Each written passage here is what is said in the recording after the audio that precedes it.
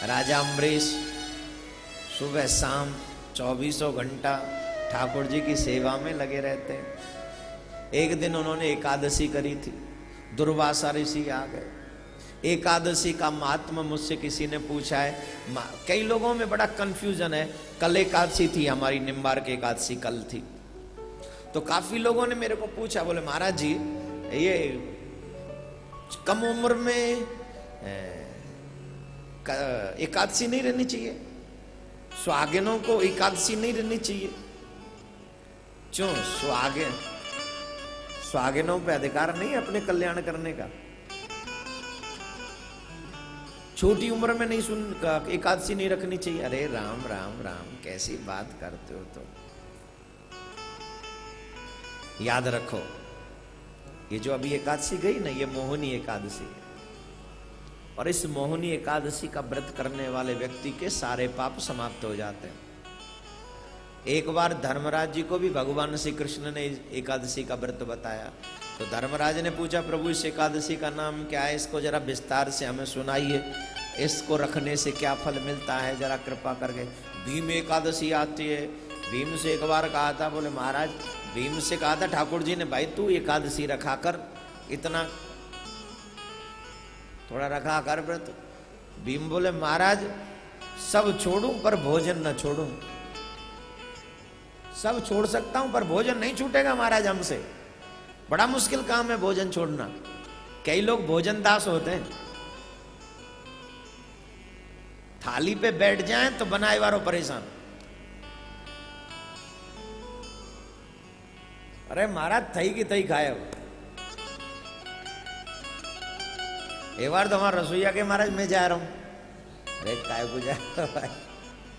एक दो व्यक्ति ऐसे आ गए जो महाराज लगे रहे लाइन में, है ये सुबह से दोपहर रह जाए वहां को सीना नहीं सिलता है।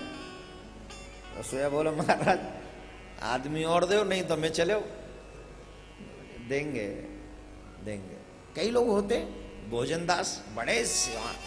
देखिए दुनिया में दो तरह के लोग होते हैं, एक जीने के लिए खाते हैं और एक खाने के लिए जीते हैं।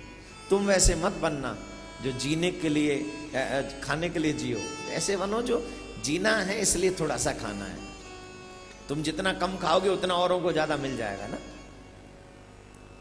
नहीं, खूब पेट भर के खाओ, कौन मना कर रहा है? जितना पेट है उतना तो खाना ही पड़ेगा, राधे राधे बोलना पड़ेगा। लेकिन मुझे कोई डॉक्टर कह रहा था, महाराज ये जरूरी नहीं है कि 25 रोटी आप खाओ या 5-15 खाओ, तो बोले जितना आप खाने की हैबिट डाल लेंगे उतना ही आपका जो स्टमक है ना तैयार हो जाता है उसके लिए। और ये सच्ची बात है।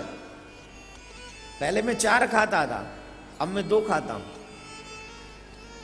सच्ची में।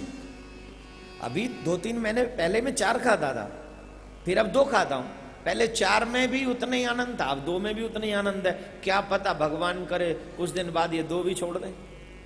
तुम तो तैयार बैठे होगे तो महाराज आवेगो तो कम खावेगो, बढ़िया 2 में झिक जाओ।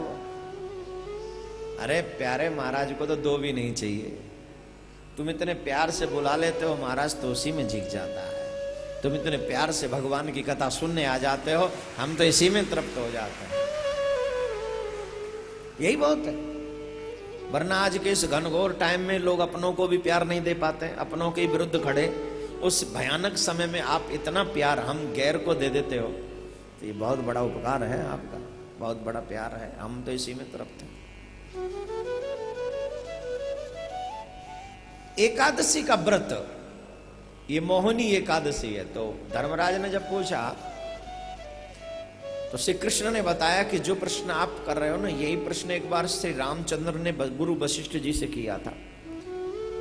और उन्होंने पूछा था फिर गुरु जी से, जब भी कोई संशय हो अपने गुरु से पूछना चाहिए बजाय इधर उधर भटकने के। तो यही हमारे आराध्यों ने भी हमें यही सिखाया है। स्वयं श्री राम भगवान है, उन्हें सब कुछ पता है, इसके बावजूद भी वो जानना चाहते तो अपने गुरु जी के पास गए। गुरु जी से कहा, गुरु जी मैं क्या करूं? जब से सीता को वनवास हुआ है मेरे मन में बड़ा कौतूहल रहता है और मन संतोष को प्राप्त नहीं कर रहा है, मैं क्या करूं? एकादशी का व्रत मैं करूं तो इसका फल क्या है?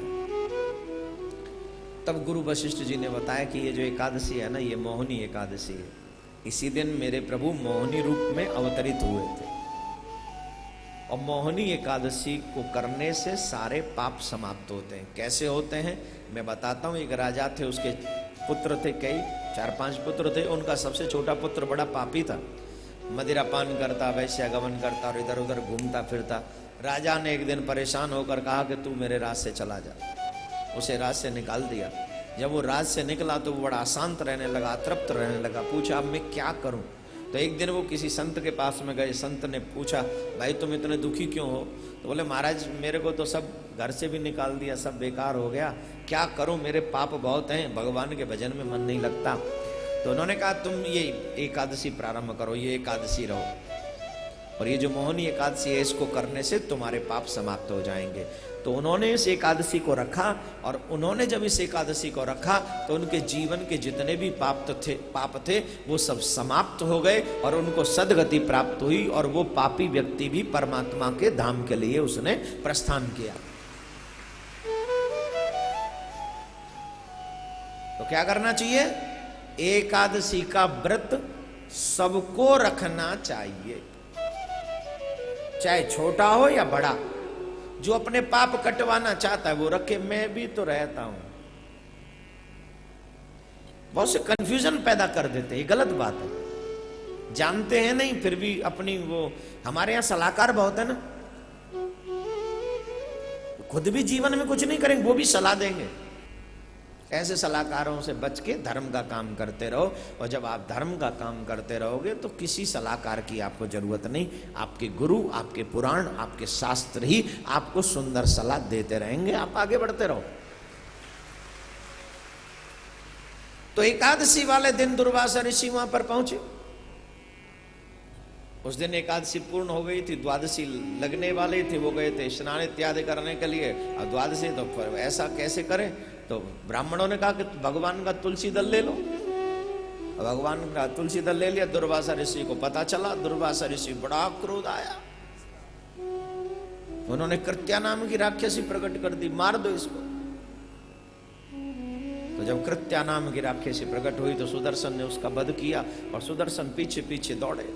आज दुर्वासा को ही समाप्त कर देंगे, आज दुर्वासा को ही समाप्त। अब तो दुर्वासा ऋषि शंकर भगवान के पास गए, ब्रह्मा जी के पास गए, यहां तक कि वो नारायण भगवान के पास में गए। ध्यान से सुनना मेरे भाई बहन,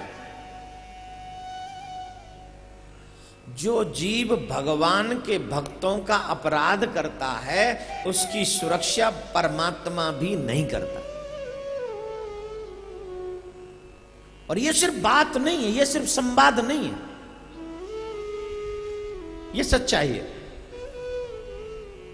हम लोग कथा भागवत को तो मानते पर भागवत की नहीं मानते, और जब तक भागवत की नहीं मानेंगे तब तक मामला ठीक नहीं बैठेगा। भागवत को माने अच्छी बात है, लेकिन भागवत की माने उससे भी अच्छी बात है। ये भागवत आपने हजारों बार सुनी है, और हजारों बारों में आपने ये सुना होगा कि दुर्वासा ऋषि के पीछे सुदर्शन क्यों दौड़ा।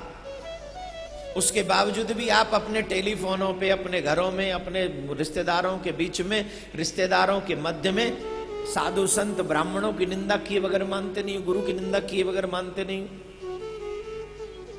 तो जो फल दुर्वासा ऋषि को झेलना पड़ा था, क्या वो फल तुम्हें नहीं झेलना पड़ेगा? झेलना नहीं पड़ेगा। या तो तुम दुर्वासा ऋषि से भी ज्यादा तपस्वी हो, या फिर तुम उसे भोगने के लिए तैयार रहो। जानबूझ के कुएं में गिरे तो आत्महत्या तो होगी। अनजाने में कोई अपराध हो जाए तो उसे कहते चलो क्षमा कर दिया जाए, लेकिन जानबूझ कर अगर कोई कुएं में गिर रहा है तो फिर उसे कोई नहीं बचा सकता आत्महत्या से। जब दुर्वासा ऋषि नारायण भगवान के पास में पहुंचे तो हाथ जोड़कर भगवान खड़े हो गए और कहने लगे, ऋषिवर मुझे क्षमा करना, मैं आपके प्राण नहीं बचा सकता, ये अधिकार मेरे पास नहीं है। अगर आपने मेरा अपराध किया होता तो मैं आपसे कभी कुछ नहीं कहता, लेकिन आपने अपराध मेरा नहीं किया, आपने मेरे भक्त का अपराध किया है। जब भृगु जी ने मेरे चरण वक्षस्थल पर चरण का प्रहार किया मुझे कोई तकलीफ नहीं हुई। कहा विष्णु को घट गए जो भृगु मारी लात। भृगु जी ने चरण का प्रहार किया, मेरे आज भी वो चिन्ह हृदय में मौजूद है। लेकिन प्रभु आपने मेरा अपराध नहीं किया, आपने मेरे भक्त का अपराध किया है, और भक्त का अपराध अगर आपने किया है तो मेरे प्रभु भक्त ही आपको सुरक्षा प्राप्त करा सकते, मैं नहीं। तब जाके दुर्वासा ऋषि दौड़े दौड़े आए और अम्बरीश राजा से कहने लगे, राजन मेरे प्राण बचा लो, राजन मेरे प्राण बचा लो। वो एक ऋषि है, एक राजभक्त है, वो राजा है पर भक्त, सजा सबकी बराबर है। अगर मैं भी किसी की, ब्राह्मण की या संतों की निंदा करूं, धर्म की निंदा करूं, पुराणों की निंदा करूं, तो मुझे भी वही सजा मिलेगी जो आपको मिलनी है। इसमें कोई परिवर्तन नहीं, कोई भी परिवर्तन नहीं, झेलना ही पड़ेगा, हम सबको झेलना है। इसलिए इससे अपराध से बचना चाहिए। एक क्षण की देर किए बगैर राजा बोले, हे प्रभु अगर मैंने मन क्रम वचन से एक क्षण भी आपकी सच्ची भक्ति की हो तो कृपा करें दुर्वासा ऋषि का कष्ट दूर हो जाए। और तत्क्षण उसी वक्त सुदर्शन चक्र शांत हो गया। बोलो राधे राधे।